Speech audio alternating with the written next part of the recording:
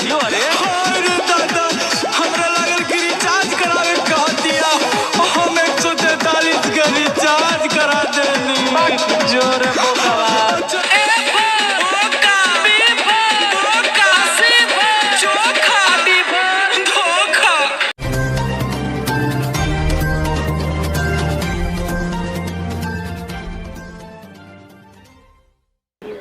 नमस्कार प्रणाम रउआ लोग देखतानी अपन पसंदीदा शो एसडी न्यूज।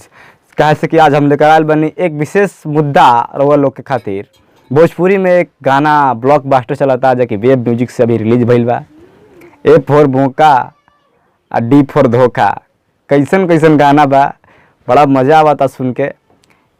बी फोर भोंका आ डी फोर धोखा गुंजन भैया गईले बड़न, अजय बच्चन जी एकरा के लिखले बड़न। बहुत अच्छे लिख रहे हैं अजय बच्चन जी, बहुत अच्छा है मैटर। गुंजन जी के लिए काफ़ी बवाल मचाया हुआ है अभी भोजपुरी इंडस्ट्री में इस गाना को लेकर। अजय बच्चन जी, सुशांत चौहान इसका वीडियो डायरेक्टर हैं। काफ़ी अच्छा क्वालिटी देखने के लिए मिल रहा है इस वीडियो में।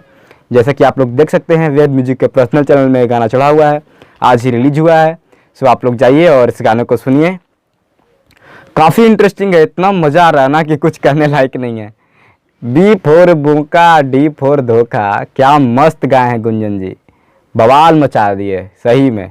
ऐसा मार्केट में गाना होना चाहिए।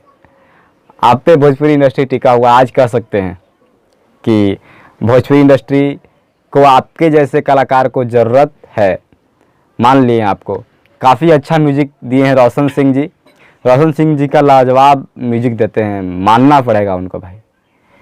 काफ़ी अच्छा बेहतरीन म्यूजिक भोजपुरी इंडस्ट्री को रोशन सिंह जी दे रहे हैं। अभी नंबर 1 म्यूजिशियन तो नहीं, लेकिन बेस्ट म्यूजिशियन कह सकते हैं रोशन सिंह जी को, जो कि पर्सनली गुंजन सिंह का हर जितना भी ऑडियो आप लोग सुनते हैं, ज़्यादातर गुंजन सिंह का ऑडियो रोशन सिंह ही रिकॉर्ड करते हैं। काफ़ी अच्छा म्यूजिक बनाते हैं, काफ़ी बेहद पसंदीदा म्यूजिक बनाते हैं।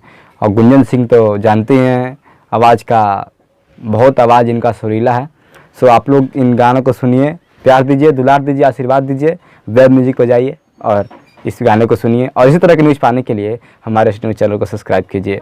हाँ, यदि आपको कोई प्रमोशन या प्रचार कराना है तो दिए गए नंबर पर संपर्क कर सकते हैं, हम आपके लिए हरदम हाजिर हैं। धन्यवाद, हमें दीजिए इजाज़त और देखते रहिए हमारे साथ एसडी न्यूज़। चैनल को सब्सक्राइब कीजिए, हमारे यूट्यूब चैनल को, और इस बेल के आइकन को प्रेस कीजिए ताकि हमारी सारी